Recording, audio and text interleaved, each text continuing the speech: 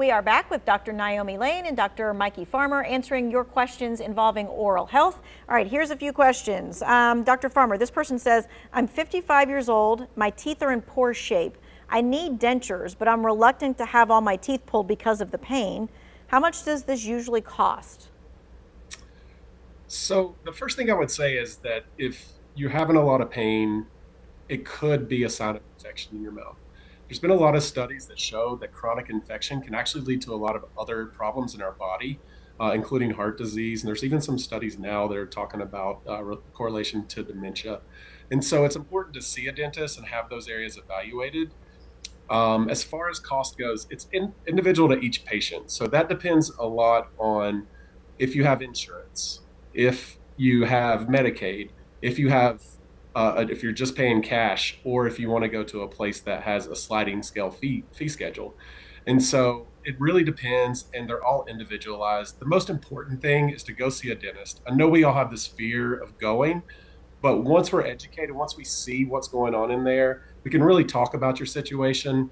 The actual going in and seeing a dentist, getting your x-rays done, and doing a consultation is not nearly as expensive as you think. And then you know the information and you can make an informed decision then.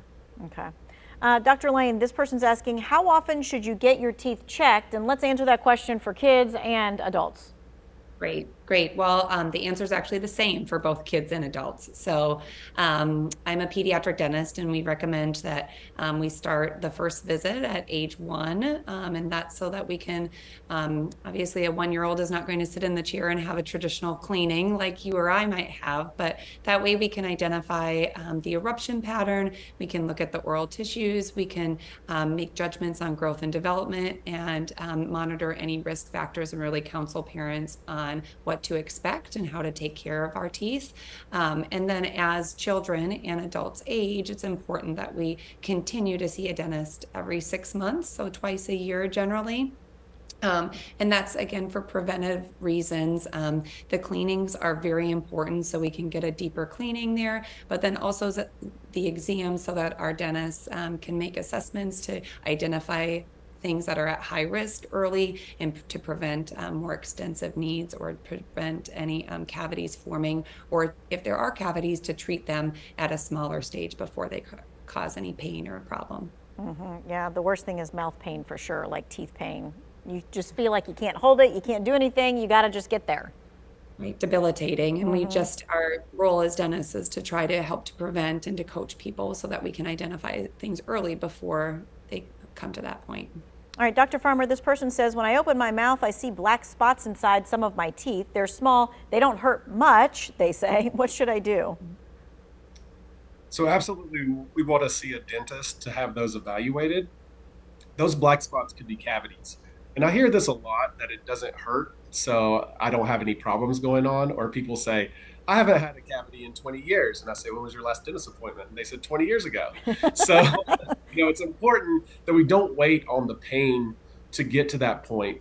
If it does get to be very painful, at that point, we're most likely looking more toward a root canal or taking the tooth out. And those treatments are a lot more expensive and a lot more damaging to your teeth than if we treat it early when the cavity is still small. So if you're seeing those signs, it would be very important to go on in, let a dentist take a look, and make a plan for you.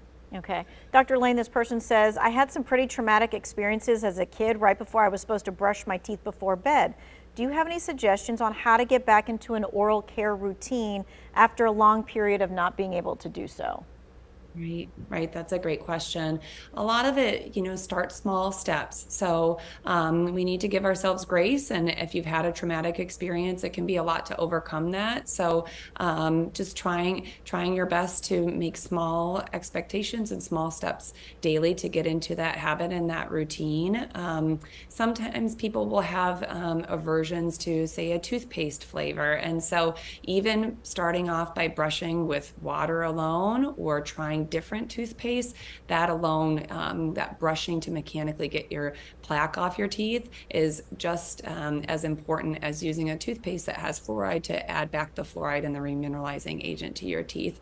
Flossing also very important, and there are a lot of different ways. You have to try what works in your hands.